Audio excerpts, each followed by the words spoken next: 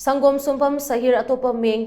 शना मिहात चैनबसिंग पुंग निफु निपान की मनुंगदा पुथोकनी हाइना सेफ मिनिस्टर एन बिरेना थाजब पिरक्रे सेफ मिनिस्टर थाजब पिरक्पा सिगी मतुंगिना जेएसना चंगसिनबा थौरांगलंबा Khongjang Singh safe minister N बिरेना थारकलिबा मतम अदु फाउबा हंदोकले करिगुंबा लेंगांगना पिरक्लिबा थाजब सि थबकतो ओंथोलक्त्रबदी जेएसना मियामगा लोइनना मखल मखा क्यागी खोंजंग सिंह चंगसिन गनी हाइना जेएससी की कॉन्वेनर एमडी रफिकाना फोंदोरगली केट्री बेंगुन अवांग लेकाई दंगसी joint action committee against the brutal killing of संगोम सुंफम सहिर अतोपमिंग सनाना पांगथोकिबा प्रेस कॉन्फ्रेंस अमदा एमडी रफीना वाफम असे फोंदोगलदुना हाई जेएससी की मिहुत सिंह सेफ मिनिस्टर ना उनना बाहेरकपदगी ngarang numidang pung ama makhai chumna unaduna hiram asigi matangda khanaki unaba adu da PHD minister El Susindro Mitai lamlai asigi MLA KS Ibomcha Imphal East ki SP amadi lamlai police station ki OC su yauki safe minister na thodog asi awang bathakta condemn tawbaga loinana miyar asida chenaba sing pung ni funipan ki manungda phaganaba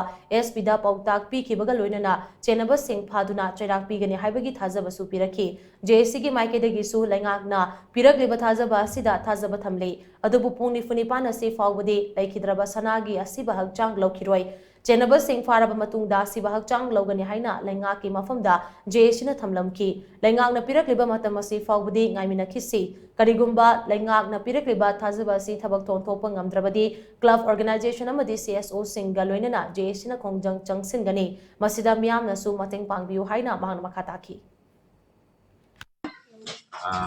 खोंजंग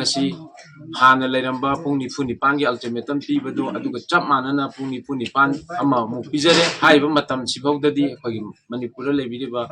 CSO सिंग इमाइबेन local club सिंगना government पीरिबा मतम सिंग सिबौददी अखोई यामना थाजब अमगा लोइनना government सु तौबिरकनी हाइबगी अचेत थाजबदु JSC दा लेरे मरम मदुना अखोई JSC दा थमलिबा government पीबिरिबा अखोई अनीगी यानबसिगी हेक यानदब लोइरप मिकुपदगी JSC ना लेपकपा खोंथांग खोंजंग खुदिमक्ता मणिपुर लेबिरिबा CSO सिंग इमाइबेन सिंग क्लब लोइनना सुंगनबा मिचम हापदा यादी हाइबा मियो पामदब मियोय सिंग असिगा पुन्ना अतोप खोंजंग जंक्शन नेनगनी हाइबा वाफम दुमा थमजरी लोइनना मयामनसु हाइबा खोंजंग असिदा मतेंग पांगबियु हाइबदो JSC की माइकैदगी थमजरी।